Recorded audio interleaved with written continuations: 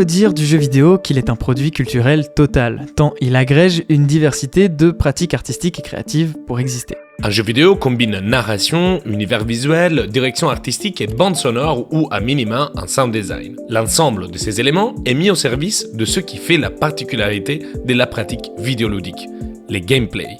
Mais justement, comme le cinéma, la littérature ou encore la musique, il est difficile de ne pas voir que le jeu vidéo s'inscrit lui aussi dans une logique d'industrie culturelle. Bien que difficile à entendre, ce rapprochement entre industrie et culturel n'a rien d'anodin. Il sous-entend des questions de standardisation, des qualités des œuvres, des sens et plus largement des rapports à la création. Et puis surtout, derrière ces productions artistiques, il y a des personnes, des artistes, des concepteurs, des conceptrices qui œuvrent à leur réalisation. Alors aujourd'hui, on s'interroge sur ce que la logique industrielle du secteur culturel le plus rentable du monde fait à ses productions, mais aussi à celles et ceux qui les fabriquent. Est-ce que l'industrialisation entraîne une homogénéisation des œuvres? Comment la production s'organise-t-elle concrètement? Et quels sont les effets des conditions de travail sur les produits finaux? Pour en parler, nous avons rencontré Vincent Cambedouzou, délégué syndical du syndicat des travailleurs du jeu vidéo, Ubisoft Paris.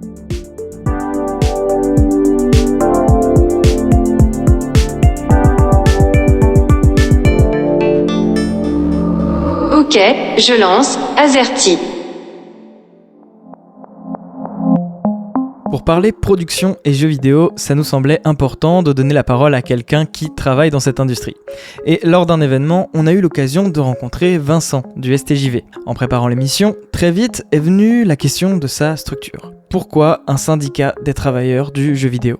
Le jeu vidéo étant une pratique liée à l'outil informatique, on peut se dire qu'il existe plein de syndicats spécialisés dans l'informatique. C'est bien qu'il doit y avoir quelque chose de particulier, quelque chose de singulier avec le jeu vidéo. Précisément, quand on s'était demandé comment on allait appeler notre syndicat il y a bientôt 10 ans, l'année prochaine, on s'est dit, syndicat de travailleurs et travailleuses du jeu vidéo. C'était un moment qui était intéressant parce que c'était un moment aussi où on cherchait à se définir nous-mêmes. En tout cas, les gens, les camarades aux côtés desquels on a construit cette organisation. Il y a un truc où, précisément, on se posait la question, mais est-ce qu'il faudrait pas qu'on rejoigne, par exemple, un syndicat de l'informatique ou d'une confédération existante ou quelque chose comme ça? Et en fait, pourquoi on a pris cette option aussi? Parce qu'on s'est dit, notre métier a une spécificité. Ça n'est pas que la programmation de logiciels. Il a une dimension où c'est effectivement une œuvre culturelle. Ça véhicule quelque chose, ça signifie quelque chose, ça a du pouvoir. Aujourd'hui, au même titre que le soft power des États peut passer par le cinéma, par exemple, Hollywood est un outil de la puissance des États-Unis d'Amérique qui est redoutable pour obtenir une hégémonie culturelle de par le monde.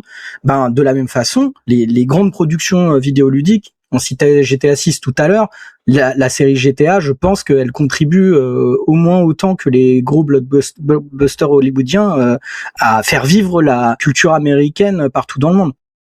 Que les produits culturels, les films, les séries, les jeux vidéo soient de porteurs d'essence, ça on le sait bien. Mais de l'entendre de la bouche d'un professionnel du secteur qui se trouve donc en quelque sorte de l'autre côté de l'écran, ça pour moi c'est une autre histoire. Et Vincent est tout de même un syndicaliste. Ça ne me surprend pas cette réflexivité de sa part. Mais je me demande dans quelle mesure cette prise de conscience est-elle répandue parmi les travailleurs et les travailleuses ? Et dans quelle mesure cela les intéresse vraiment dans leur quotidien ? Il va y avoir des gens qui vont se dire « pas de politique dans mes jeux vidéo ». Non, ce que je fais, c'est un pur jeu, au sens de non, ce que je fais c'est de l'amusement, c'est des choses comme ça.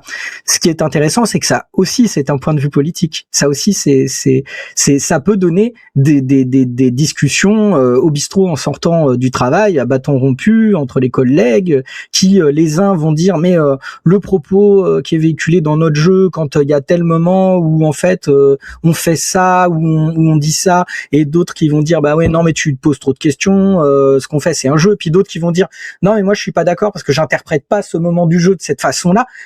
Mais dans tous les cas, oui, ces choses-là sont amenées à questionner, que ce soit pour que les gens se détachent de la problématique ou se l'approprient. De plus en plus, effectivement, les gens se questionnent sur le sens de ce qui est fabriqué.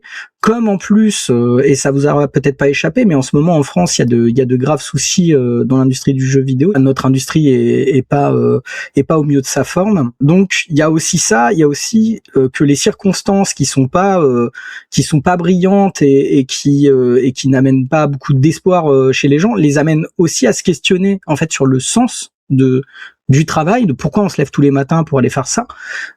Et du coup, c'est mon sentiment. Après, il est aussi basé sur les gens que je côtoie au quotidien, donc dans mon studio. Mais c'est vrai que j'ai l'impression qu'aujourd'hui, peut-être plus qu'hier, les collègues peuvent être plus sensibilisés à la question de on fabrique quelque chose qui a un sens. Plus, en fait, on a une maîtrise de comment tenir un propos avec du jeu vidéo, plus on peut commencer à dire des choses, et à dire des choses précises. On va pas dire la même chose avec un Heart of Iron, dans un jeu dans lequel c'est un jeu de grande stratégie où on peut jouer un pays du début à la fin de la Seconde Guerre mondiale en prenant tous les choix politiques, militaires, etc. et en voyant où l'histoire nous emmène, ou avec un Cyberpunk, par exemple, effectivement, un RPG ou un truc comme ça, où les deux vont raconter quelque chose, mais ils vont pas le faire de la même manière. Dans tous les cas, ce qui fera la spécificité de leur manière de le raconter, ce sont leurs mécaniques de jeu. C'est ça qui va être intéressant. C'est dans tous les cas, en fait, on dit un truc. Et on dit aussi un truc avec un jeu qui ne cherche pas à être politique, qui est du pur amusement. Ça peut être aussi un vecteur de savoir, même juste d'expérience, en fait, d'expérience sensorielle. Le jeu vidéo, c'est avant tout ça. Et ben, ça aussi, c'est de la culture, et ça aussi, c'est quelque chose qui est amené à avoir du sens.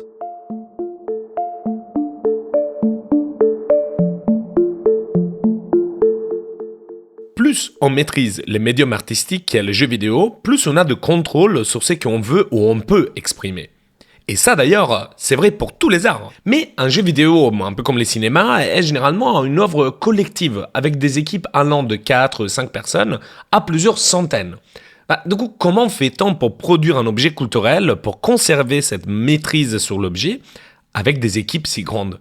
Bon, en gros, comment ça fonctionne, la production d'un jeu vidéo ? Il y a l'idéal et puis il y a la pratique. Dans l'idéal, évidemment, on va commencer par une phase de conception où on va chercher les idées principales, notamment les idées ludiques, c'est-à-dire les mécaniques de jeu qui vont soutenir la base de la proposition qui va être faite. Puis on va commencer à prototyper. Une fois que les choses sont faites sur papier, on va commencer à prototyper, et ça va impliquer de programmer, de passer par un moteur de jeu, des technologies et tout ça, et on va commencer à donner une première expérience de ce qu'on a prévu, donc qui va être minimale, qui va pas du tout être au niveau du jeu final. Et on va chercher à identifier quels sont les aspects qui vont devoir être développés sur la durée, et ensuite aboutir chacune des mécaniques dans ce qu'on appelle une boucle de jeu, une core loop, qui va être l'élément, l'atome essentiel de l'expérience de jeu, et qu'ensuite on va chercher à développer de plus en plus détaillé, en y ajoutant ensuite les éléments visuels, tous les éléments esthétiques qui vont et sonores évidemment, qui vont aller avec. La façon dont je vous exposais ça, c'est la théorie, et c'est en principe la façon la plus rigoureuse de procéder. Parce que ce qui fait la spécificité du médium vidéoludique, c'est justement la mécanique de jeu, l'interactivité. Autrement dit, en règle générale, ce serait plutôt une erreur que de ne pas commencer, en tout cas le prototypage, sur cet aspect des choses, puisque c'est cet aspect qui va être structurant et qui va faire d'un jeu vidéo ce qu'il est. Et donc, en général, on a besoin de cette base solide. Clairement, on sent le professionnel qui nous explique comment fonctionne un processus de travail cadré. Mais ce cadre, comment il affecte le produit fini ? N'étant pas dans le métier, je me pose une question naïve. Est-ce que le respect de ce cadre précis, il participe pas à une standardisation du produit au détriment peut-être de la créativité ? En fait, de toute façon, le truc, c'est qu'un jeu vidéo, quelle que soit l'ampleur de la production dont on parle, que ce soit un petit jeu indépendant ou une énorme création AAA, dans tous les cas, c'est une œuvre collective, avec plein de spécialités qui vont être chacun des maillons de la chaîne. Il faut que tout ça arrive à fonctionner ensemble, un peu comme un orchestre, pour que le résultat final soit à la hauteur. Du coup, en fait, tu as une obligation à un moment donné d'avancer avec une certaine rigueur et une certaine visibilité sur les étapes dans lesquelles tu te trouves de ton processus. Ça n'empêche pas ensuite que chaque spécialité, que ce soit les artistes qui vont faire le visuel, que ce soit les artistes qui vont faire le son, que ce soit même les programmeurs ou les game designers ou les level designers, en fait chacun va être amené à justement amener à son échelle la fibre créative et le supplément d'âme. Ce supplément d'âme, c'est là où il y a cette spécificité de l'œuvre collective. En fait, cette spécificité-là fait que cette création se fait aux côtés des autres. Donc, en gros, par exemple, quelqu'un qui va être un bon game designer ou un bon level designer doit non seulement être capable de construire des mécaniques de jeu intelligentes et qui sont fonctionnelles, mais aussi d'arriver à les expliquer, à s'approprier aussi les problématiques et les contraintes qui vont être celles des autres métiers autour, pour que tout simplement ce qui a été produit soit exploitable par les collègues. Parce que si on est chacun juste sur notre petite chaîne de montage et qu'on ne regarde pas ce qui se passe autour, là très souvent on va tomber sur des problématiques de manque d'homogénéité, un peu comme si on avait plein de pièces de Lego qui sont très bien mais qui s'emboîtent pas entre elles, elles sont pas au même calibre.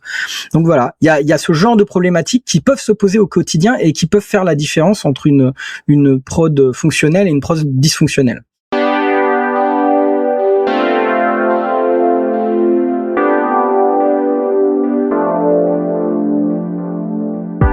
Il y a là un point que je trouve extrêmement intéressant. Vincent parle de chaîne de production, c'est-à-dire un processus industriel. Mais si on pense aux aspects artistiques d'un jeu vidéo, cela ressemble davantage à un processus créatif et artisanal.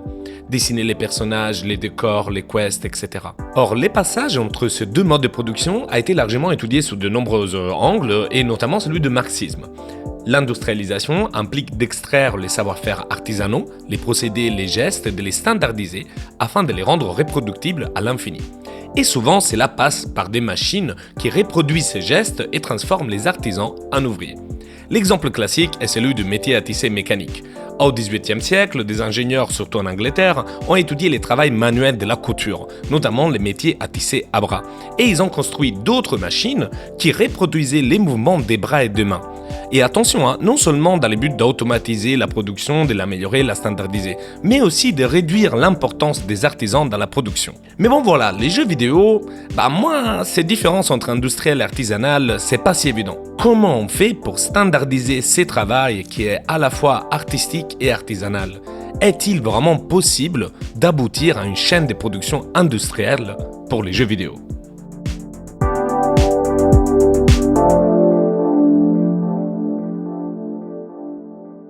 Alors tu pourrais, mais en réalité, on se retrouve à avoir les défauts du processus industriel et ceux de l'artisanat. Par exemple, moi j'ai 11 projets de jeux vidéo à mon actif, ça fait 17 ans que je travaille dans cette industrie. J'ai travaillé dans d'autres studios avant d'être chez Ubisoft, mais globalement, je crois pas avoir utilisé 2 fois les mêmes outils. Même au sein d'un même studio, en fait, on a cette fâcheuse tendance à vouloir réinventer la roue à chaque fois.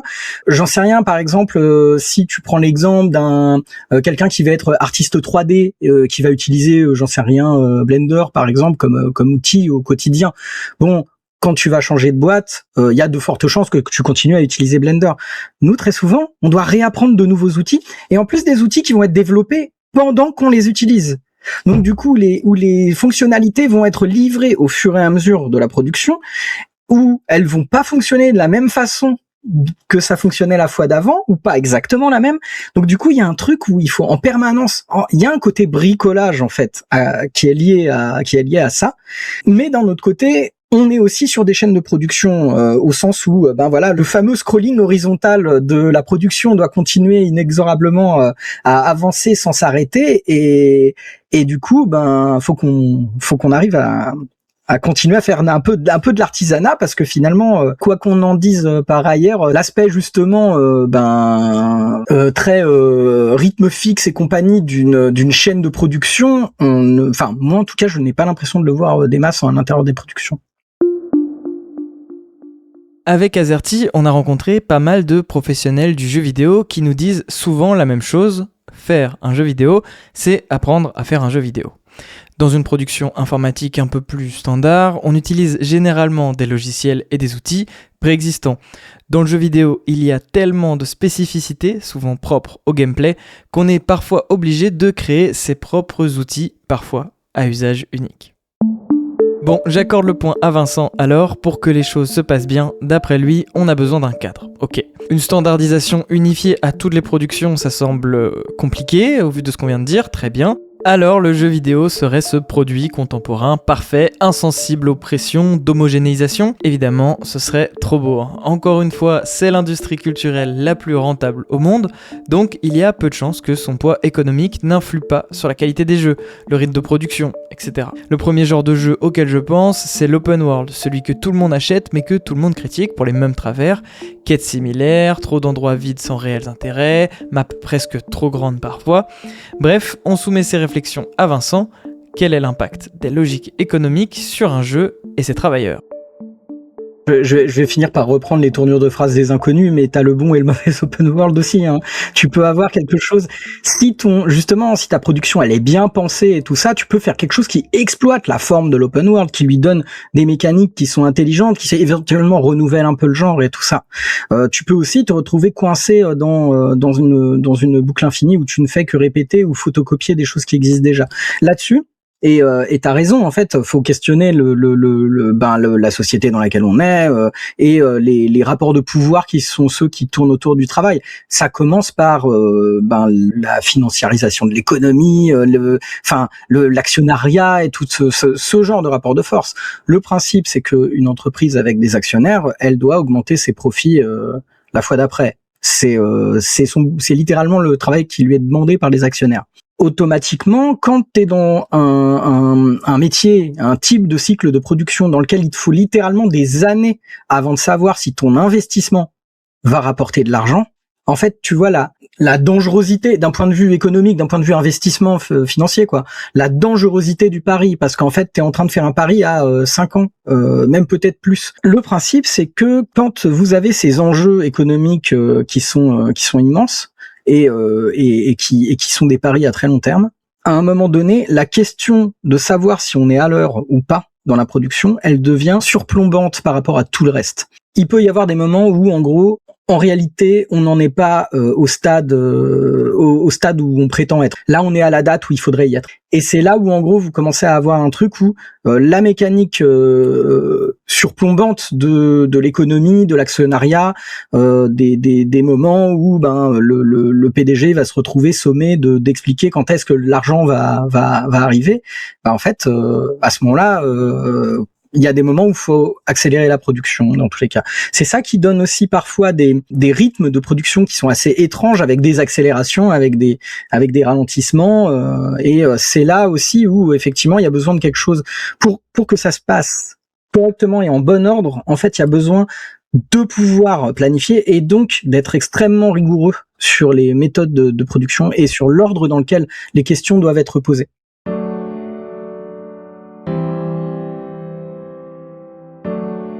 Cette pression sur le rythme des productions se voit aussi de l'extérieur. Moi, je ne sais pas vous, mais moi, quand j'étais petit, un jeu vidéo était annoncé, puis il y avait une démo, et à la date prévue, les jeux complets étaient disponibles. Aujourd'hui, en revanche, nous sommes confrontés à 1000 versions différentes. Bon, on commence par l'alpha, c'est-à-dire la version inachevée, mais qui permet de tester le gameplay. Après, on a la bêta. Le jeu est presque prêt, mais il manque encore des éléments, et il faut trouver les bugs. Et enfin, l'early access, c'est-à-dire qu'on paye moins cher pour les jeux, qui est toujours inachevé, mais d'une meilleure qualité que la bêta, et on peut le tester et contribuer à son développement et donner nos avis. D'ailleurs, cela touche à un autre point critique de l'industrie. Quand, en tant que joueur, on donne nos retours aux développeurs, est-ce qu'on joue ou est-ce qu'on travaille gratuitement pour l'industrie ? Les chercheurs Julian Kuchlich a défini cette forme hybride de divertissement-travail comme Playbor, c'est-à-dire play plus labor.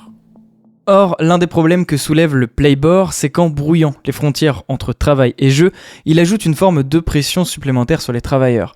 En plus des échéances et des contraintes déjà imposées par le projet, ils doivent aussi composer avec les retours des joueurs qui, même s'ils peuvent être pertinents et enrichissants, deviennent une nouvelle exigence à intégrer dans le processus de production. La pression qui pèse sur les créateurs et créatrices de jeux vidéo est donc loin d'être anodine. Voyons avec Vincent quelles peuvent être les conséquences de ce rythme sur les conditions de travail. En fait, comme on est rythmé par ces échéances cruciales d'avancée du projet, il y a les grandes échéances, l'alpha, la bêta, la gold, mais il va aussi y avoir tout un tas de petites échéances, on va appeler ça des gates. En gros, ça va être des échéances. On peut dire ça, dans lesquels on fait un point sur l'état du projet, est-ce qu'il avance comme on veut qu'il avance, etc., etc. Et en fait, à chacune de ces milestones, à chacune de ces échéances, effectivement, faut que les choses soient bouclées en temps et en heure. Et en fait, là où vous pouvez imaginer que justement une production de 5 ans, ça devrait être un immense marathon où on s'économise, où on essaye d'avoir un rythme régulier, où on fait pas machin, non. En fait, on se retrouve à faire une série de sprints et en s'arrêtant et compagnie. En fait, je pense que c'est poussé à un point qui est pas souhaitable en fait pour même la qualité des jeux. Malheureusement, on n'a pas beaucoup essayé de faire mieux à ce niveau-là, au global. En fait, il y a toujours un truc qui est un peu désespérant, c'est ce côté le poids de la tradition et le côté on a toujours fait comme ça s'est toujours bien passé. Moi, j'aurais envie de dire on a toujours fait comme ça et ça s'est souvent mal passé. On le voit avec, par exemple, les gens qui sont très souvent... je crois que l'âge moyen dans l'industrie pendant longtemps, c'était 5 ans, quoi. Les gens, ils faisaient quelques années et puis ils se cassaient. J'ai plus les chiffres exacts en tête, peut-être que je dis une bêtise. En tout cas, c'était très, très faible. Ça devait être entre 5 et 10. Pour les femmes, c'était encore moins.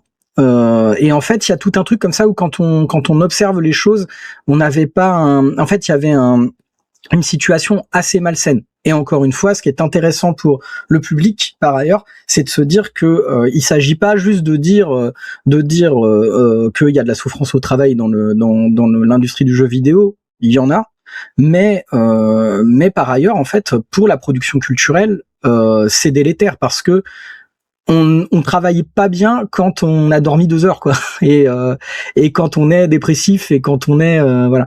Donc en fait. On a besoin, je pense, dans une certaine mesure aujourd'hui, d'arriver à un moment donné où on pourra renouveler les logiques de production pour pouvoir justement aussi arriver à des méthodes de production plus saines, un peu plus dans lesquelles on va dire les conditions sont réunies pour que les gens puissent bosser correctement, quoi. Mais ça demandera une réflexion de fond et sans doute beaucoup de temps. Sur des grosses productions de jeux vidéo, il y a aussi la question de la fragmentation du travail. Les plus gros titres de cette industrie sont le fruit d'un travail collectif, mais d'un travail fragmenté. Comme un film, il n'est pas rare de voir au crédit d'un jeu divers logos de plusieurs studios ayant chacun contribué à la réalisation d'un produit fini. Alors bon, peut-être qu'on pourrait y voir une sorte de synergie, d'émulsion créative entre studios d'origines différentes, mais sincèrement j'ai du mal à croire que cette manière de produire n'affecte pas d'une part l'œuvre, et d'autre part évidemment les travailleurs. Si tu vas demander au service de relations presse d'une grande multinationale de jeux vidéo, ils te diront que c'est un moyen de synergiser et de challenger les... Enfin bon bref, on te mettra les anglicismes habituels managériaux pour venir t'expliquer que c'est formidable et que tout le monde est heureux. Bon, globalement, je vous laisse réfléchir à ça quand on travaille avec quelqu'un qui n'a pas la même langue maternelle, qui travaille sur un fuseau horaire différent, ou quand toi tu es dans tes heures de travail, la personne est littéralement à 2 heures du matin, que tu commences à cumuler tout un tas, et puis même des références culturelles, enfin faut arriver à briser au-delà de la barrière de la langue aussi des fois des différences culturelles, des choses qu'il faut arriver à saisir, tout ça. Alors c'est très bien de côtoyer des gens qui viennent d'autres cultures. En revanche, dans une journée de travail, ça apporte des difficultés supplémentaires à surmonter. La barrière de la langue étant la principale, parce que si par exemple la plupart des travailleurs et travailleuses français du jeu vidéo parlent anglais, il y a une différence entre pouvoir tenir une conversation banale sans enjeu particulier en anglais et commencer à partir dans une conversation technique qui va aborder des problématiques subtiles de design, ou bien une conversation critique où on apporte un point de vue critique sur le travail d'un collègue et où faut être délicat, en fait, faut savoir dire ce qu'on pense mais en même temps sans être vexant et compagnie. Mais en fait, Quand on commence à le faire dans une autre langue, ça commence à être déjà quelque chose de très particulier. Bref, ouais, il y a tout un tas de choses. Il y a des outils aussi qu'on peut être amené à utiliser. Parfois, ils font partie des logos. Le moteur, ça peut être Unreal Engine ou je ne sais quel autre moteur, ou Wise pour l'audio ou ce genre de choses. Enfin, voilà, on va avoir tout un tas d'entreprises, on va dire, qui vont cohabiter les unes à côté des autres, quoi. Et puis en plus de ça, il y a, on va dire, une partie du travail qui parfois, en tout cas pour les multinationales, peut être délocalisé dans des pays où la main-d'œuvre est moins chère. Par exemple, vous pouvez avoir des boîtes qui vont externaliser le test parce que les métiers du test sont considérés comme des métiers moins qualifiés. Ce qui est par ailleurs discutable parce que en réalité, faire correctement du test de jeux vidéo. Ici, Vincent ne parle pas de test au sens critique, mais bien de test utile au débugage d'un jeu. Faut avoir une finesse d'analyse en fait et être capable de restituer le problème de manière archi précise. C'était pour dire ce sont des métiers qualifiés en réalité, mais comme ils ne sont pas vus comme tels, parfois en fait on les externalise dans des pays où la main-d'œuvre est moins chère en se disant en fait on fait de la quantité et non pas de la qualité. Par ailleurs, bien évidemment, des gens qui sont dans des pays différents, ils vont vachement moins boire un coup ensemble le soir et peut-être discuter des problèmes qu'ils ont eus et peut-être commencer à trouver des manières collectives de s'entendre sur des pistes de solutions et pourquoi pas commencer à créer des organisations syndicales, quoi. On vient quand même de balayer un certain nombre de sujets avec Vincent. L'impact culturel et la vision des travailleurs sur le jeu vidéo, comment fonctionne la production, comment est fragmenté le travail et les effets des logiques économiques sur la production d'un jeu. Bref, tout ça montre à quel point, malgré sa place dans les industries culturelles, le jeu vidéo repose sur un équilibre fragile. Et ça s'est vu récemment avec les vagues de licenciements chez quasiment tous les plus gros acteurs du domaine, Sony, Microsoft, Riot, et aussi les travailleurs d'Ubisoft, qui ont pu voir leurs conditions de travail affectées récemment. Alors, comment on en est arrivé là ? Comment cette industrie si créative s'est-elle retrouvée, paradoxalement, en crise ? Pour finir, on voulait discuter de ça avec notre invité. Faut comprendre la situation telle qu'elle était avant les confinements. T'avais une industrie du jeu vidéo qui effectivement avait dépassé en quantité d'argent brassé l'industrie du cinéma, et donc oui, c'était officiellement la première industrie culturelle dans le monde qui rapportait le plus d'argent. Et en fait, ce qui s'est passé, c'est que confinement, la totalité de la planète est enfermée chez elle, et qu'est-ce qu'on fait quand on est enfermé chez soi ? On se met à jouer à des jeux vidéo. Du coup, plein de gens qui ne jouaient pas se sont mis à jouer. Ça a plus que doublé, je crois, les bénéfices. Il y a eu une croissance de fou furieux et évidemment, c'était une bulle. Nos employeurs, en gros, ont agi avec assez peu de prudence, notamment en se vantant partout que regardez à quel point on est les meilleurs, regardez la croissance qu'on a, on vous avait dit qu'il fallait nous faire des crédits d'impôt, vous voyez comment on est les meilleurs. Résultat, effectivement, il y a eu je pense aussi beaucoup d'investisseurs qui se sont dit chic, je veux avoir ma croissance à 200 chiffres là, et puis à un moment donné, fort heureusement, les gens ont pu sortir de chez eux. Et là, les revenus de l'industrie ne sont même pas retombés au niveau où ils étaient. Ils étaient un peu plus hauts. C'est normal, des gens avaient commencé à jouer. Parmi ces gens-là, des gens ont vu à juste titre que les jeux vidéo, c'était cool. Et donc, du coup, ils ont continué à jouer après. Du coup, on avait plutôt l'opération était plutôt bénéfique pour les revenus qui étaient ceux de l'industrie. Ça n'a pas empêché nos employeurs de parler de la crise post-Covid. Manifestement, des paris hasardeux avaient été faits avec l'argent qui avait été remporté, et du coup, on se retrouve avec des dettes derrière. Enfin bon, bref, toujours ce qui se passe dans les problèmes économiques lorsque en fait il y a des paris qui sont un peu douteux et qui sont susceptibles de effectivement plomber une industrie dans ce qu'elle a de plus concret et matériel et tout ça. Donc du coup, on s'est retrouvé globalement à la sortie de tout ça avec de graves problèmes économiques dans l'industrie du jeu vidéo, alors qu'elle rapporte beaucoup, et donc des licenciements un petit peu partout. Côté Ubisoft, ça a été des studios pas en France mais à l'étranger, mais dans une grande quantité, et puis un peu partout, quoi. L'industrie de jeux vidéo est donc aussi une industrie mondialisée. Et ce n'est pas un hasard si les STJV traduisent ces communiqués en anglais et tissent des alliances avec des syndicats d'autres pays, comme la FIOM en Italie ou l'IWJB au Royaume-Uni. La discussion avec Vincent touche à sa fin. Mais chez Azerty, nous espérons avoir donné une idée de la complexité des soi-disant industries culturelles, entre rythme de production, playboard, organisation de travail et les sens que ces œuvres ont pour nous. Car au final, si ce sujet nous intéresse tant, c'est aussi parce que les jeux vidéo sont des expériences qui nous marquent profondément et ils représentent l'exemple parfait de ce des beaux qu'on est capable de faire avec les numériques. Et du coup, les conditions de travail de personnes derrière l'écran est une affaire de tous et toutes. Mais avant de nous quitter, nous demandons à Vincent s'il y a un message, un mot à vous adresser en tant que syndicaliste de STJV. C'est important de bien se rappeler qu'effectivement, il y a un continuum extrêmement solide entre la question des conditions de la production et donc indirectement des conditions de travail des gens qui bossent sur à l'intérieur des prods de jeux vidéo et la qualité de ce qui est produit à la fin. Il peut y avoir quelques exceptions, hein, je citais Rockstar Games, mais la règle générale, c'est quand même que au global, une bonne qualité de production, c'est des cycles de production qui vont être stables, et donc du coup quand on a une situation stable, en général on peut faire quelque chose de mieux comme résultat final. C'est mon petit instant propagande.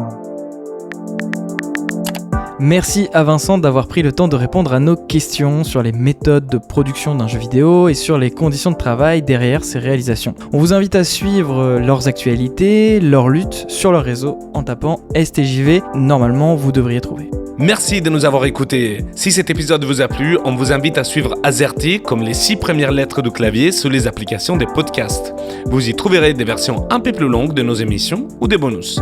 N'hésitez pas aussi à nous laisser des étoiles ou des commentaires, ça aide toujours. À bientôt sur le net. Azerty.